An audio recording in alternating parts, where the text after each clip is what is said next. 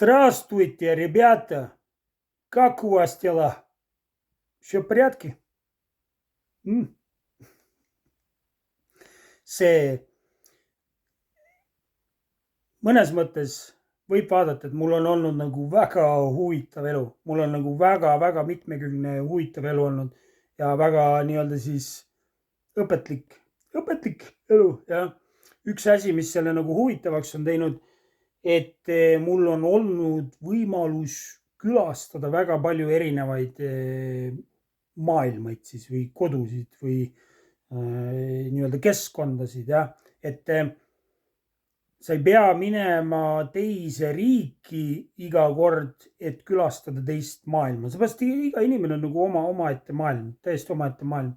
Ja see avardab, minul on vähemalt avardanud nagu hästi palju silmaringi.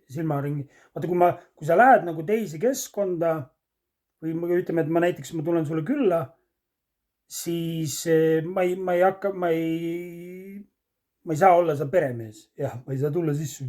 Nüüd on asjad nii, kuulake nüüd mind, nüüd hakkavad asjad nii olema. Ja ma pean olema nagu vesi, ma pean võtma selle anuma kuju, ma pean võtma selle keskkonna kuju, kuidas iganes see keskkond on, ma pean kohanema kiiresti selle keskkonnaga. Nagu Bruce Lee ütles. My friend, become like a water, jah. Et kui sa paned vee anumasse või vee anumasse, siis vesi ei eelista, et anum oleks kuidagi. Ta lihtsalt võtab selle anuma kuju, jah. Ja mis siis see on andnud mulle võimaluse nendes erinevates keskkondades hinnangu vabalt, võimalikult järjest rohkem hinnangute vabalt näha asju neutraalselt, ilma eelistusteta, et ma soovin, et asjad oleks kuidagi nii, nagu mina sellel hetkel tahan, et nad oleks. Vaid ma kohanen sellega, kuidas asjad sellel hetkel seal keskkonnas on. Võtad nagu selle kuju, jah. Ma tahagi rääkida natukene eelistamistest, jah. Mis asi on, vaata, parim võimalus oma elu võimalikult masendavaks teha on miljoneid, et sul oleks igas momendis miljoneid eelistusi, tugevaid eelistusi, kuidas asjad on. Ja, kuidas nad sinu arvates peaks olema. Ja, mitte, sa ei võta asju nii, nagu nad on, vaid sul on iga detaili kohta väga tugev eelistus, kuidas ta sinu arvates peaks olema. Miks me eelistame üldse midagi? Me eelistame sellepärast, et see kuidagi meie heaolule, jah. Kas meie keha ellujäämisele, meie lähedastele kuidagi tuleb kasuks või kahjuks või kuidagi mõjutab meie heaolu. Ja sellepärast tuleb ka see eelistus. Ja, me teadlikult ei vali, ei saa nagu tihti valida isegi eelistusi. Nad lihtsalt on. Ja ma ei saa teha nüüd valikut, et nüüd tänasest päevast mulle meeldib paprika mu lemmiktoit. Ja, kuigi et paprika, sa ei saa seda teha, nagu sa paned, sa ei saa, kuidas su närvisüsteem on ühendatud selle paprika maitsega, siis vastavalt sellele kujuneb ka su eelistus, kuidas ta maitseb sulle. Et see ei ole nagu tihtipeale teadlik valik. Ja mida rohkem, vaata, kui on veel, eriti kui on mingisuguse tulemuse eelistamine, kui on nagu, mul on nagu ülioluline, et see tulemus just saaks selline, nagu mina seda soovin. Vaata, ja kui on tugevad eelistused, ehk siis seal on ka kontrollivajadus. Ja, kontrollivajadus. Ma ei saa olla nii-öelda siis vee sarnane, mis võtab keskkonna kuju, vaid mul on vaja kontrollida tulemusi ja igat detaili. No mõtle inimest, kellel on nagu meeletult igas hetkes eelistusi, ja võtta inimene, kellel on neid väga vähe. Kellel on rohkem hingerahu? Millisel inimesel on rohkem hingerahu? Kas see, kes see peab olema president, see peab olema nii, see nupp peab seal olema nii, see pilt peab seal nii olema, see nii kiiresti peab kraanis vesi tulema, nii kähku, nii kiiresti tuleb ära süüa, täpselt see peab olema, kahvel peab olema täpselt sinna asetatud ja magustoit peab olema täpselt 14 minutit peale peamenüü läbiviimist.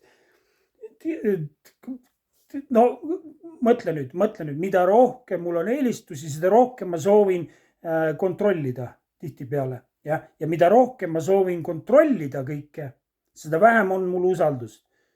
Ja seda rohkem on mul siis ärevus, stressi, närvilisust, pingelisust, nii-öelda, et igasuguseid jamasi on tänu sellele palju rohkem. Mida rohkem on mul tugevaid eelistusi, eriti tulemust, et ma soovin, et tulemus tuleks just täpselt see, nagu mina seda eelistan. See on nagu väga suur asi ja seal ei ole usaldust. Teinekord elu,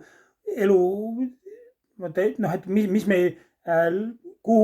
mis teekonnal me kõik tegelikult, kui sa võtad, mis teekonnal, kas selle eluea jooksul või üleüldse inimese see vaim on nii-öelda siis enda avastamise teekonnal, kes ta on, jah. Aga selle jaoks on vaja nurki lihvida järjest rohkem. Aga meie ei tea, meie ego mõistus ei saa sellest aru, et seda vaja, et neid nurki on vaja lihvida, et me saaks oma päris olemusega rohkem kontakti. Siis tal on igasugused eelistused ja ta kogu aeg protesteerib kõige vastu, kuidas asjad on. Ta tahab, et täpselt nii peavad olema asjad, nagu nad on. Teinekord on vaja näiteks ebamugavus ja ebamugavus ja valu. Nii, kui mul, ütleme, mingi suhetes on mingid jamad või ma kogen mingisugust ebamugavust või valu, siis seda ebamugavust või valu ongi vaja kogeda täpselt, et toimuks mingisugune taipamine, et siis tulevikus oleks mu elus rohkem heaolu. Aga selles hetkes sees olles mul on nagu hästi tugev kontrollivajadus, hästi tugev eelistus, kuidas asjad peaks minu arvates olema ja nii-öelda siis ma tekitan selle lisastressi koorma endale ja kuigi seda on ka vaja ja teinekord on vaja. Ja. Isegi siis, kui on valus ja ebamugav, ma tahan öelda, et mul on kasulik usaldada, usaldust. Sellepärast, et mõtle, mis asi see usaldus on. Palju palju me üldse kontrollime siin elus asju ja kui palju meil tegelikult on usaldamist vaja. Ma toon näite. Nii, et sul hommikul auto käima läheb, kui sul on auto. Nii, sa pead usaldama seda ju. Või et sul õhtul on vool olemas, elekter. Sa usaldad seda. Sa usaldad seda, et sul hommikul silmad lähevad lahti. Sa usaldad seda, et sul laps jõuab tervena koolist koju. Sa usaldad seda, et su süda jätkab löömist ka järgmine nädal. Sa usaldad seda, sa teed oma plaane elus selle usalduse peal.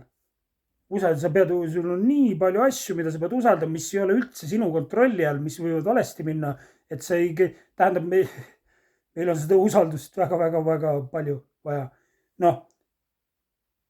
Aga miks mitte seda usaldust hakata siis laiendama igale poole, ka siis, kui on valus, ka siis, kui on ebamugav, miks mitte ka siis usaldada, et seda ebamugavust on praegu vaja. Seda, et see asi läks valesti või seda, et see ettevõte mul läks pankrotti, et seda on vaja, seda oli vaja. Millegi pärast oli seda vaja, ma ei näe suurt pilti, miks seda täpselt vaja oli, aga millegi pärast oli seda vaja.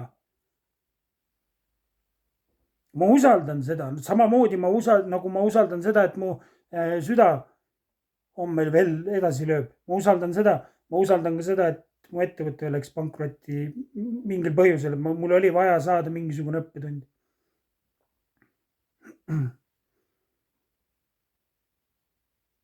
Ja nagu ma ütlesin, me oleme kõik sellel vaimsel teekonnal, kus toimub meie nii-öelda siis selle vale mina lahustumine. Ja. see kontrolli ja lahustumine, see, kes eelistab tugevalt mingisuguseid tulemusi, et asjad kõik käiks täpselt nii, nagu tema tahab. Selle lahustumine, selle taht ja lahustumine. Mõnes mõttes. Ega me tahtmisest täitsa nagu ära, et tahe jääb, eelistus jääb. Minul on ka eelistusi. Aga ma olen lihtsalt märganud, et mida vähem mul neid on, neid tugevaid eelistusi, just neid tugevaid eelistusi, seda rahulikum mul on olla. Ja. Kui midagi juhtub, okei, ju siis pidi juhtuma, ma ei eelista, et see oleks kuidagi praegu teistmoodi. Kui see juhtus nii, siis on nii. Ja.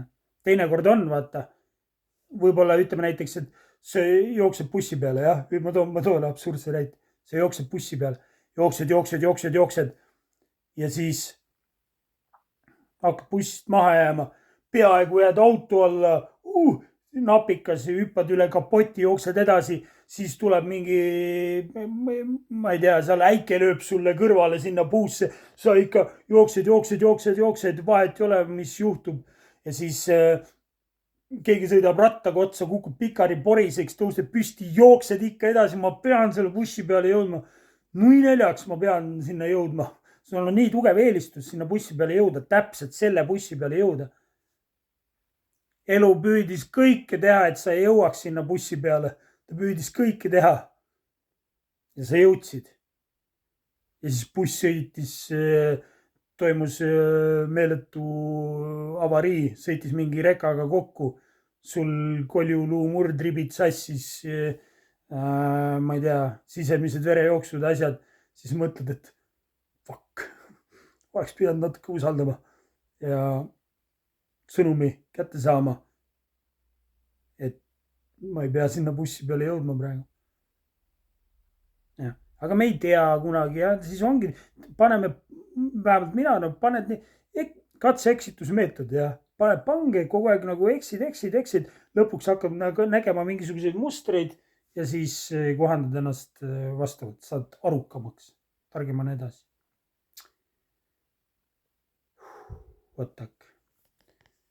Nii palju eelistusest ja usaldamisest ja kontrollist. Kõik head.